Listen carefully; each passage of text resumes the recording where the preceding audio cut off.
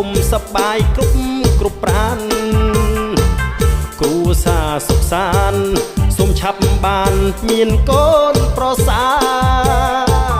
ជំនួសជើងដៃ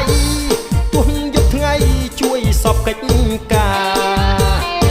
បាំងចំកូនប្រសាដូចខ្ញុំនេះណាឲ្យធ្វើអីក៏ព្រមហេណែចូលហេនចូលហេនចូលហេនចូលហេនចូលហេនចូលហេន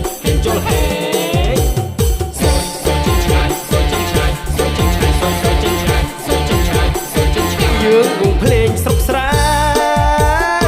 ច្រៀងសុំស្នេហ៍ដោយស្មោះ